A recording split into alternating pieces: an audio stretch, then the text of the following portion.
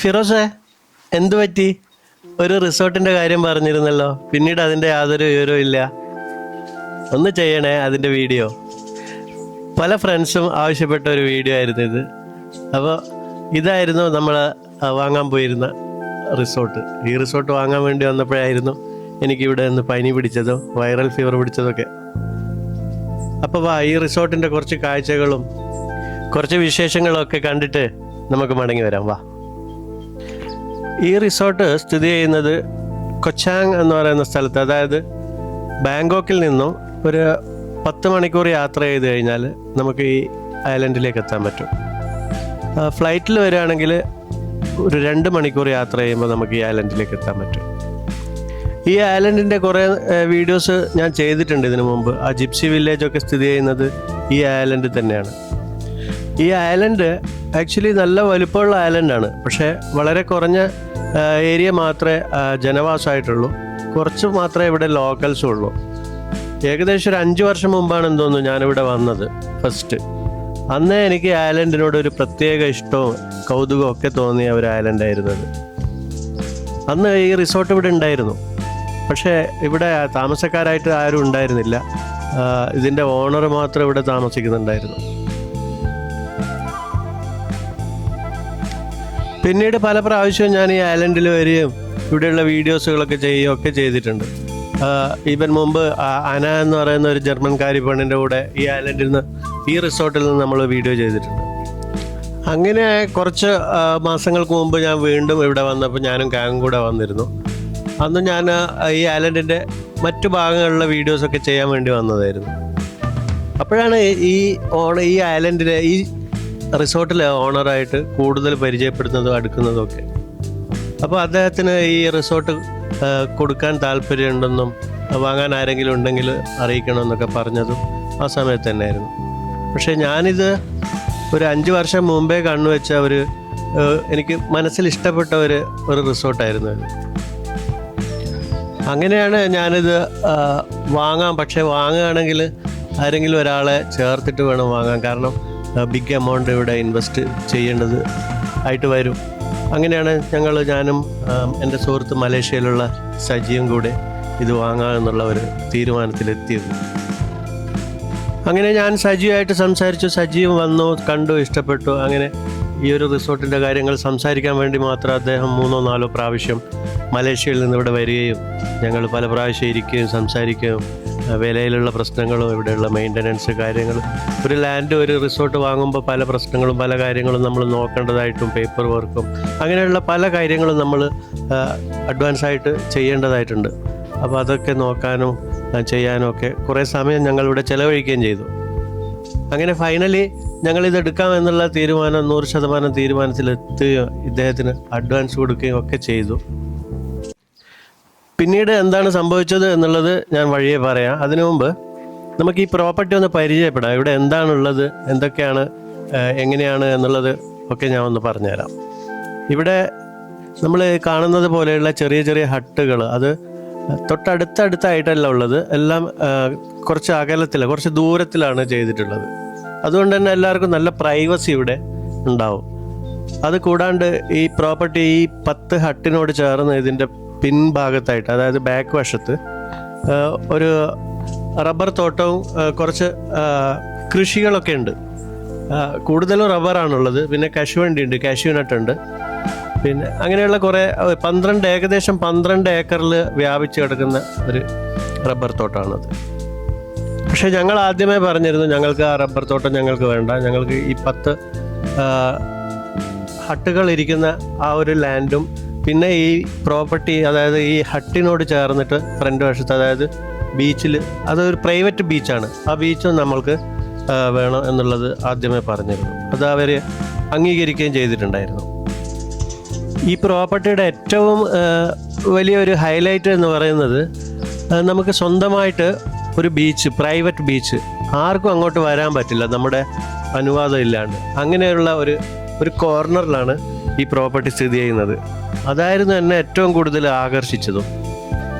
എന്നെ മാത്രമല്ല കേട്ടോ, ഇവിടെ ആര് വന്നാലും വല്ലാത്തൊരാകർഷണം ഈ ബീച്ചിനും ഇവിടെയുള്ള ഈ റിസോർട്ടിനും ഉണ്ട്. ഈ റിസോർട്ട് എന്ന് പറയുമ്പോൾ ഒരിക്കലും വലിയ ലക്ഷറി ആയിട്ട് ചിന്തിക്കാൻ പാടില്ല കേട്ടോ. ഈ ഐലൻഡിൽ ഇവിടെ ഇലക്ട്രിക് ഇല്ല, പവർ ഇല്ല. അപ്പോൾ ഇവിടെ സോളാർ സിസ്റ്റമാണ് ഉപയോഗിക്കുന്നത്. അത് കൂടാണ്ട് ഇവിടെ നമുക്ക് ജനറേറ്റർ സിസ്റ്റം ഉണ്ട്. അതേപോലെ തന്നെ ഈ യൂറോപ്യൻസൊക്കെ വന്നു കഴിഞ്ഞാൽ അവർക്ക് ഈ ഒരു കാടും അതേപോലെ പ്രകൃതിയായിട്ട് ഇണങ്ങിച്ചേർന്ന് ജീവിക്കാനുള്ള ഒരു താല്പര്യമുള്ള ആൾക്കാർ മാത്രമാണ് ഇങ്ങോട്ടേക്ക് വരുന്നതും ഇവിടെ താമസിക്കുന്നതും. അതുകൊണ്ട് തന്നെ എല്ലാം വളരെ നാച്ചുറലായിട്ട് ചെയ്തിട്ടുള്ള ഒരു റിസോർട്ടാണിത്. ഹട്ടുകൾ എന്ന് വേണമെങ്കിൽ പറയാം. ഇപ്പോൾ ഇവിടെ നിലവിൽ ഒരു റെസ്റ്റോറൻ്റ് ഉണ്ട്. അതുകൂടാണ്ട് 10 ഹട്ടുകളുണ്ട്. ഈ 10 ഹട്ടുകളിൽ ഒരു 4-5 ഹട്ടുകളിൽ ഇപ്പോൾ ടൂറിസ്റ്റുകൾ താമസിച്ചുകൊണ്ടിരിക്കുന്നുണ്ട്. അതിൽ തന്നെ ഞാൻ അന്വേഷിച്ചപ്പോൾ എനിക്ക് മനസ്സിലാക്കാൻ പറ്റിയത് ഒരു കപ്പിൾസ് അവിടെ 3 ആഴ്ചത്തേക്ക് ബുക്ക് ചെയ്തിട്ടുണ്ട്. പിന്നെ ഉള്ളത് 3-4 ദിവസത്തേക്ക് താമസിക്കാൻ വേണ്ടി മാത്രം വന്ന കുറച്ച് ടൂറിസ്റ്റുകളാണ്. പിന്നെ ഈ ഹട്ടുകൾ നമുക്ക് എല്ലാ ഹട്ടുകളിലും നന്നായിട്ട് മെയിൻ്റനൻസ് വർക്ക് ചെയ്യാനുണ്ട്, പെയിൻറ്റിങ് വർക്ക് ചെയ്യാനുണ്ട്, മറ്റു പലതും ചെയ്യാനുണ്ട്. പിന്നെ വേറൊരു പ്രത്യേകത ഈ ഐലൻഡിൽ ഇവിടെ ടാക്സികളൊന്നുമില്ല. ഇവിടെ കുറച്ച് 4 വീൽ ഡ്രൈവ് ഉണ്ട്, കുറച്ച് ജീപ്പുകൾ. അത് ഈ കുന്നും മലയൊക്കെ കയറി പോകാൻ വേണ്ടിയിട്ടുള്ളതാണ്. ഇവിടെ ടൂറിസ്റ്റുകൾ വരുമ്പോൾ അവർക്ക് ഈ ജംഗിളൊക്കെ റിസോർട്ട് കാട്ടിൻ്റെ ഉള്ളിൽ കൂടെയൊക്കെ സഫാരിയൊക്കെ ചെയ്യാൻ വേണ്ടിയിട്ടുള്ള വണ്ടികളാണ്. പിന്നെ എല്ലാവരും ഉപയോഗിക്കുന്നത് മോട്ടോർ സൈക്കിളാണ്. മോട്ടോർ സൈക്കിൾ ഇവിടെ നമുക്ക് വാടകയ്ക്ക് വാങ്ങാനും പറ്റും. ഈ ഐലൻഡിൽ ഇപ്പോൾ നിലവിൽ 10-12 റിസോർട്ടുകൾ, ഇതേപോലെയുള്ള റിസോർട്ടുകൾ ഉണ്ട്. അത് കൂടാണ്ട് ഇപ്പോൾ വീണ്ടും ഓസ്ട്രേലിയക്കാരൊക്കെ ഇവിടെ ലാൻഡ് വാങ്ങിയിട്ട് അവർ റിസോർട്ട് പണിയാനുള്ള പരിപാടികളൊക്കെ ചെയ്യുന്നതായിട്ടും എൻ്റെ അറിവിലുണ്ട്. ഞാനും സജീവം ഈ റിസോർട്ട് ഞങ്ങളുടെ കയ്യിലേക്ക് വരികയാണെങ്കിൽ ഞങ്ങൾ ഇതിൻ്റെ ഇവിടെ എങ്ങനെയൊക്കെ ചെയ്യണമെന്നുള്ള ഒരു പ്ലാനൊക്കെ ഉണ്ടാക്കി വെച്ചിട്ടുണ്ടായിരുന്നു. ശരിക്കും ഇവിടെ നമുക്ക് ഇന്ത്യൻ ഫുഡ്, എസ്പെഷ്യലി നമ്മുടെ കേരള ഫുഡൊക്കെ കിട്ടുന്ന വിധത്തിലുള്ള ഒരു റെസ്റ്റോറൻ്റ് ഉണ്ട്. ഇപ്പോൾ റെസ്റ്റോറൻ്റ് ഉണ്ട്, പക്ഷേ അവിടെ ഇപ്പോൾ കിട്ടുന്നത് ഇവിടെയുള്ള ലോക്കൽ ഫുഡും പിന്നെ കുറച്ച് ഫ്യൂഷൻ ഫുഡൊക്കെയാണ്. അതേപോലെ ഇവിടെ 24 hours വൈഫൈ സർവീസ് ഉണ്ടാവും. പിന്നെ ജംഗിളിൽ നമുക്കൊരു ഡ്രൈവ് ചെയ്യാനുള്ള ഒരു 4 വീൽ വണ്ടി ഉണ്ടാവും. പിന്നെ അത് മാത്രമല്ല എയർപോർട്ടിൽ നിന്ന് പിക്കപ്പ് സർവീസ് അതും ഉണ്ടാവും. പിന്നെ വിസ സർവീസൊക്കെ ആവശ്യമുള്ളവരാണെങ്കിൽ അതും നമുക്ക് പ്രൊവൈഡ് ചെയ്യാൻ പറ്റും. പിന്നെ ഫാസ്റ്റ് ബോട്ട്, അതായത് മെയിൻ ലാൻഡിൽ നിന്ന് ഇവിടേക്ക് വരാനുള്ള ഫാസ്റ്റ് ബോട്ട് സംവിധാനവും നമുക്ക് ചെയ്യാൻ പറ്റും. പിന്നെ ഫിഷിങ്ങിനൊക്കെ പോകാൻ താല്പര്യമുള്ള ആൾക്കാർക്കാണെങ്കിൽ നമുക്ക് അതിനുള്ള ഒരു ചെറിയ ബോട്ട് അതും കൂടെ ഇവിടെ ഉണ്ടാവും. പിന്നെ മറ്റുള്ള ആക്ടിവിറ്റീസ്, വാട്ടർ സ്പോർട്സ്, അതായത് കൈറ്റ് സർഫിങ്, പിന്നെ കായക്കിങ്, സർഫിങ് ക്ലാസ്, സ്കൂബ ഡൈവിങ്, പിന്നെ സ്റ്റാൻഡപ്പ് പെഡല്, ബനാന ബോട്ട്, പാരാസൈലിങ്, അതേപോലെയുള്ള കാര്യങ്ങൾ. ഈ സ്കൂബ ഡൈവിംഗ് ഒക്കെ സർട്ടിഫിക്കേഷൻ കൂടെ കൊടുക്കാൻ പറ്റുന്ന സംവിധാനം അതൊക്കെ ഞങ്ങൾ ആലോചിച്ചിട്ടുണ്ടായിരുന്നു. അതേപോലെ ഇന്ത്യൻ ഫുഡ് 24 hours, നിങ്ങൾ എപ്പോഴാണോ നിങ്ങൾക്ക് ഫുഡ് വേണ്ടത് ഓർഡർ ചെയ്ത് കഴിഞ്ഞാൽ നിങ്ങൾക്ക് കിട്ടുന്ന വിധത്തിലുള്ള സംവിധാനം അതൊക്കെ ഉണ്ടാവുമായിരുന്നു.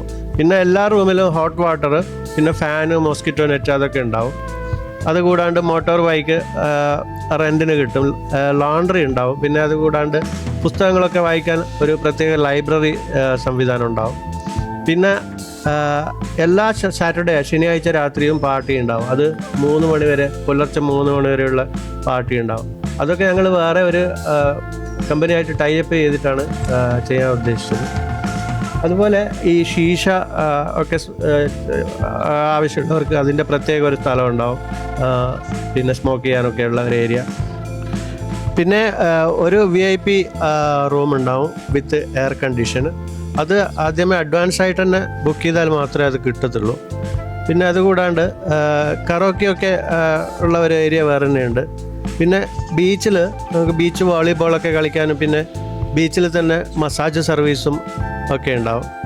പിന്നെ അതുകൂടാണ്ട് ഇപ്പോൾ Singapore, Malaysia, Cambodia, Vietnam, Myanmar, China, Japan ഇങ്ങനെയുള്ള സ്ഥലങ്ങളിലേക്കൊക്കെ ടൂർ ഓപ്പറേഷൻ അതും കൂടെ നമ്മൾ ചെയ്യാൻ പ്ലാനിങ് ചെയ്ത് വെച്ചിട്ടുണ്ടായിരുന്നു. പിന്നെ ഇതിന് തൊട്ടടുത്ത് കൊപ്പയ എന്ന് പറഞ്ഞിട്ട് ഒരു ഐലൻഡ് ഉണ്ട്. മനോഹരമായിട്ടുള്ള ഒരു ഐലൻഡാണ്. അതിൻ്റെ വീഡിയോസ് ഞാൻ മുമ്പ് ചെയ്തിട്ടുണ്ടായിരുന്നു. അവിടേക്കുള്ള ഒരു 1 ഡേ ടൂറ് അതും ഇവിടെ നമുക്ക് ചെയ്യാൻ പറ്റും. പിന്നെ ഹണിമൂണൊക്കെ വരുന്ന കപ്പിൾസിന് പ്രത്യേക പാക്കേജ് അതൊക്കെ ഞങ്ങൾ തീരുമാനിച്ചിട്ടുണ്ടായിരുന്നു. പിന്നെ വേറൊരു അഡ്വാൻറ്റേജ്, ഇപ്പോൾ സ്വന്തമായിട്ട് കുക്കിംഗ് ഒക്കെ ചെയ്ത് ഫുഡൊക്കെ ഉണ്ടാക്കി കഴിക്കാൻ താല്പര്യമുള്ളവരുണ്ടാവുമല്ലോ, അവർക്ക് വേണ്ടി ഒരു പ്രത്യേക കിച്ചൺ, സെൽഫായിട്ട് കുക്ക് ചെയ്യാനുള്ള ഒരു കിച്ചണും, അതുപോലെ ഓപ്പൺ എയറിൽ ഈ ഫിഷ് ഫ്രൈ ഒക്കെ, ഫിഷ് ചുട്ടിട്ടൊക്കെ കഴിക്കാൻ താല്പര്യമുള്ളവർക്ക് ബാർബിക്യൂ ഒക്കെ ചെയ്യാനുള്ള ഒരു പ്രത്യേക ഏരിയ അതും കൂടെ ഉണ്ടാവും. പിന്നെ പ്രത്യേകിച്ച് എല്ലാവർക്കും ഉണ്ടാകുന്ന ഒരു ചോദ്യമാണ്, ഇങ്ങനെയുള്ള ഐലൻഡ് ആകുമ്പോൾ റിമോട്ട് ഏരിയ ആയിരിക്കും, അവിടെ ഹോസ്പിറ്റൽ, ക്ലിനിക്ക് അങ്ങനെയുള്ള സൗകര്യങ്ങൾ എന്തെങ്കിലും ഉണ്ടോ എന്നുള്ളത്. ഇവിടെ ക്ലിനിക്ക് ഇവിടെ ഇല്ല ആക്ച്വലി. പക്ഷേ ഇവിടെ നിന്ന് 24 hours ആംബുലൻസ് സർവീസ്, അതായത് ബോട്ട്, പിന്നെ ഹെലികോപ്റ്റർ സർവീസ്, അതൊക്കെ ഗവൺമെൻറ്റിൻ്റെ ഭാഗത്തുനിന്ന് നമുക്ക് കിട്ടുന്നതാണ്. പിന്നെ ഇതേപോലെയുള്ള ഐലൻഡിലേക്ക് നമ്മൾ വരുമ്പോൾ ഒരു മെയിൻ അഡ്വാൻറ്റേജ് നമുക്ക് പ്രൈവസി അതുണ്ടാവും. നമ്മൾ നാട്ടിൽ നിന്ന് വരുമ്പോൾ ഇപ്പോൾ പട്ടായയിലും പുക്കറ്റിലും അതേപോലെ ബാങ്കോക്കിലൊക്കെ വരുമ്പോൾ നമുക്ക് പ്രൈവസി എന്ന് പറയുന്നത് വളരെ കുറച്ചേ ഉണ്ടാവുള്ളൂ. കാരണം നമുക്കറിയില്ല നമ്മൾ റോഡിലൂടെയൊക്കെ നടന്നു പോകുമ്പോൾ ആരൊക്കെയാണ് നമ്മളെ വീക്ഷിക്കുന്നതെന്നും, അതേപോലെ ആരൊക്കെയാണ് നമ്മളുടെ വീഡിയോസ്, പേഴ്സണലായിട്ടുള്ള വീഡിയോസൊക്കെ ചെയ്യുന്നതെന്നും, എവിടെയൊക്കെയാണ് ക്യാമറകളൊക്കെ വെച്ചിട്ട് ഹിഡൻ വീഡിയോസ് എടുക്കുന്നതെന്നും ഒന്നും നമുക്ക് പറയാൻ പറ്റില്ല. പട്ടായയിലൊക്കെ ഇപ്പോൾ മെയിനായിട്ട് നടക്കുന്നത് അത് തന്നെയാണ്. യൂട്യൂബിലൊക്കെ നിങ്ങൾ സെർച്ച് ചെയ്ത് കഴിഞ്ഞാൽ നിങ്ങൾക്ക് കാണാൻ പറ്റും. പിന്നെ മറ്റൊരു സംശയം, ഈ ഐലൻഡിൽ വന്നു കഴിഞ്ഞാൽ ഈ ഡെയിലി എക്സ്പെൻസസ്, അതായത് ഫുഡ്, മറ്റുള്ള കാര്യങ്ങളൊക്കെ കൂടുതൽ എക്സ്പെൻസീവ് ആയിരിക്കുമോ എന്നുള്ളതാണ്.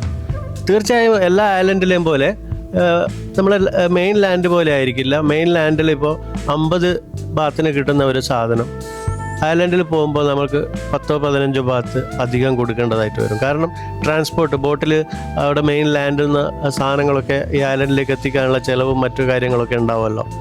ആ ഒരു പ്രൈസിൻ്റെ വ്യത്യാസം തീർച്ചയായും ഉണ്ടാവും. അതുപോലെ തന്നെ ഈ വെള്ളം, ശുദ്ധജലം, കുളിക്കാനൊക്കെയുള്ള വെള്ളം ഇവിടെ നല്ല പ്യുവർ വാട്ടർ, കുടിക്കാൻ പോലും പറ്റും, അത്രയ്ക്കും നല്ല വെള്ളം ഇവിടെ കുന്നിൻ്റെ മുകളിൽ നിന്ന് പൈപ്പ് ഇട്ടിട്ട് അതുവഴി അവിടുന്ന് ഡയറക്റ്റ് നമ്മളുടെ ടാങ്കിലേക്ക് വരികയാണ് ചെയ്യുന്നത്. പക്ഷെ കുടിക്കാനൊക്കെ ഉള്ള വെള്ളം നമ്മൾ മെയിൻ ലാൻഡിൽ നിന്ന് ബോട്ടിൽ വാട്ടറാണ് ഉപയോഗിക്കുന്നത്. ഈ ഐലൻഡ് ഇപ്പോൾ കുറച്ച് ക്വയറ്റായിട്ടുള്ള ഒരു ഐലൻഡാണ്, കാമൻ ക്വയറ്റായിട്ടുള്ള ഐലൻഡാണ്. പക്ഷേ അതിഷ്ടപ്പെടുന്ന ടൂറിസ്റ്റുകൾ ഒത്തിരി ഇവിടെ വന്ന് താമസിക്കുകയും ചെയ്യുന്നുണ്ട്. ഇവിടെ 10 വർഷമൊക്കെ ആയിട്ട് താമസിക്കുന്ന ടൂറിസ്റ്റുകൾ എനിക്കറിയാം. ഈ ഐലൻഡ് പോലെ തന്നെയായിരുന്നു പണ്ട് കൊസാമോയ് പോലെയുള്ള പല ഐലൻഡുകളും. പക്ഷേ ഇന്ന് ഇപ്പോൾ കൊസാമോയ് ഐലൻഡിലൊക്കെ നമ്മൾ പോയി കഴിഞ്ഞാൽ അവിടെ ഇൻ്റർനാഷണൽ എയർപോർട്ട് പോലും ഉണ്ട്. സീസണിലൊക്കെ അവിടെ നമുക്ക് പ്രത്യേകിച്ച് ഫുൾ മൂൺ പാർട്ടി സമയത്തൊക്കെ കൊപ്പങ്ങാൻ ഐലൻഡിലൊക്കെ പോയിട്ട് നമുക്കൊരു റൂം കിട്ടണമെന്നുണ്ടെങ്കിൽ നമ്മൾ വലിയൊരു തുക തന്നെ കൊടുക്കേണ്ടതായിട്ട് വരും. പിന്നെ മറ്റുള്ള കുറേ സംശയങ്ങളിൽ ഒരു മെയിനായിട്ടുള്ളൊരു സംശയമാണ്, ഈ പട്ടായയിലും ബാങ്കോക്കിലൊക്കെ പോയാൽ കിട്ടുന്ന അതേ എൻ്റർടൈൻമെൻറ്റൊക്കെ ഇതേപോലെയുള്ള ഐലൻഡുകളിൽ പോയാൽ കിട്ടുമോ എന്നുള്ളത്. തീർച്ചയായും കിട്ടും, എന്തുകൊണ്ട് കിട്ടില്ല. പക്ഷേ നിങ്ങൾക്ക് വലിയ ക്രൗഡും കാര്യങ്ങളൊക്കെയാണ് നിങ്ങൾ ഉദ്ദേശിക്കുന്നതെങ്കിൽ പട്ടായയിലും ബാങ്കോക്കിലും തന്നെ പോകുന്നതായിരിക്കും നല്ലത്. അപ്പോൾ എങ്ങനെയായാലും ഈ ഒരു പ്രോപ്പർട്ടി, ഈ ഒരു റിസോർട്ട് ഞങ്ങളുടെ കയ്യിൽ വന്നിട്ടില്ല ഇതുവരെ, അഡ്വാൻസ് ഒക്കെ കൊടുത്തിട്ടുണ്ടെങ്കിൽ കൂടി. കാരണം ഇതിൻ്റെ സെല്ലേഴ്സിൻ്റെ, അതായത് വിൽക്കുന്നവരുടെ ഭാഗത്ത് നിന്ന് ലീഗലായിട്ട് കിട്ടേണ്ട ഒരു പേപ്പർ ഞങ്ങൾക്ക് ഇതുവരെ കിട്ടിയിട്ടില്ല. അപ്പോൾ അതിനു വേണ്ടി വെയിറ്റ് ചെയ്യാണ്. അപ്പോൾ അത് അവരുടെ ഫാമിലിയിൽ നിന്ന് എന്തോ പ്രോബ്ലംസ് ഉള്ളത് കൊണ്ടാണെന്നാണ് മനസ്സിലാക്കാൻ കഴിഞ്ഞത്. അതിന് അവർ കുറച്ച് സമയം ചോദിക്കുകയും ചെയ്തിട്ടുണ്ട്. ആ സമയം ഞങ്ങൾ കൊടുത്തിട്ടുണ്ട്. അപ്പോൾ ആ സമയമാകുമ്പോൾ ഇത് കിട്ടുകയാണെങ്കിൽ, ആ പേപ്പർ കൂടെ കിട്ടുകയാണെങ്കിൽ ഇത് നമ്മുടെ കയ്യിൽ വരും. അല്ലെങ്കിൽ പിന്നെ വേറെ ഏതെങ്കിലും പ്രോപ്പർട്ടി ഇതേപോലെയുള്ളത് നോക്കേണ്ടതായിട്ട് വരും. ഇതുവരെ നിങ്ങൾ ഈ വീഡിയോ കണ്ടിട്ട് ഈ പ്രോപ്പർട്ടിയെക്കുറിച്ച് ഏകദേശം ഒരു രൂപം നിങ്ങളുടെ മനസ്സിലും ഒരു അഭിപ്രായങ്ങളൊക്കെ ഉണ്ടാവില്ലേ? അത് എന്നെ ഒന്ന് അറിയിക്കുകയാണെങ്കിൽ നന്നായിരിക്കും. എൻ്റെ ഫ്രണ്ട്സൊക്കെ, എൻ്റെ വാട്സപ്പ് നമ്പറൊക്കെ ഉള്ളവർക്ക് എൻ്റെ വാട്സപ്പ് വഴി അറിയിക്കാം. അല്ലാത്തവർക്ക് കമൻറ്റ് സെക്ഷനിൽ കമൻറ്റ് ചെയ്യാം. പിന്നെ ഞാൻ ഈ കമൻറ്റ് സെക്ഷനിൽ കമൻറ്റ് ചെയ്യണമെന്ന് പറയുന്നത് എനിക്ക് കുറേ കമൻറ്റ്സ് കിട്ടാൻ വേണ്ടിയല്ല. ആക്ച്വലി ഞാനതിൻ്റെ സത്യാവസ്ഥയാണ് ഞാൻ പറയുന്നത്. കാരണം കഴിഞ്ഞ മീൻ പിടിച്ചതിൻ്റെ ഒരു വീഡിയോ ചെയ്തപ്പോൾ ഒരാൾ കമൻറ്റ് ചെയ്തിരുന്നു, ഇത് പിന്നെ കൂടുതൽ കമൻറ്റ് കിട്ടാൻ വേണ്ടിയല്ലേ ഈ മീനിൻ്റെ പേര് ചോദിച്ചതെന്നൊക്കെ. സത്യത്തിൽ അങ്ങനെ ആയിരുന്നില്ല കേട്ടോ. എൻ്റെ വീഡിയോസുകൾ ശ്രദ്ധിച്ചാൽ നിങ്ങൾക്ക് മനസ്സിലാക്കാൻ പറ്റും. തുടക്കത്തിലുള്ള ഏതോ 2-3 വീഡിയോസിൽ ഞാനൊന്ന് എൻ്റെ ചാനൽ സബ്സ്ക്രൈബ് ചെയ്യണമെന്നൊക്കെ പറഞ്ഞിട്ടുണ്ടായിരുന്നു. അതിനുശേഷം ഞാൻ പിന്നെ ഒരു വീഡിയോയിലും എൻ്റെ വീഡിയോസ് എൻ്റെ ചാനൽ സബ്സ്ക്രൈബ് ചെയ്യണേ എന്നൊന്നും ഞാൻ പറയാറില്ല. കാരണം നമ്മൾ പറഞ്ഞിട്ട് ചെയ്യിക്കുന്നതിലും നല്ലത് അവർ കണ്ടിട്ട് എൻ്റെ വീഡിയോസൊക്കെ കണ്ടിട്ട് സ്വയം ഇഷ്ടമാവുകയാണെങ്കിൽ സബ്സ്ക്രൈബ് ചെയ്യുന്നതായിരിക്കില്ലേ. അതുകൊണ്ട് തന്നെയാണ് ഞാൻ ആരെടുത്തും എൻ്റെ ചാനൽ സബ്സ്ക്രൈബ് ചെയ്യണമെന്നൊന്നും പറയാത്തത്. സജി മലേഷ്യയിൽ സെറ്റിൽഡ് ആണ്. സജിയുടെ മേഖല IT ആണ്. സ്വന്തമായി അവിടെ ഒരു IT കമ്പനി നടത്തുകയാണ്. അപ്പോൾ സജിയെ ആർക്കെങ്കിലും സജിയായിട്ട് ബന്ധപ്പെടാനോ സജിയുടെ സർവീസ് കാര്യങ്ങളൊക്കെ എന്തെങ്കിലും ആവശ്യമുണ്ടെങ്കിൽ സജിയെ ബന്ധപ്പെടാൻ കോൺടാക്ട് നമ്പർ ഞാൻ എൻ്റെ ഡിസ്ക്രിപ്ഷൻ ബോക്സിൽ കൊടുക്കുന്നുണ്ട്. വീഡിയോ കണ്ട എല്ലാവർക്കും നന്ദി, നമസ്കാരം.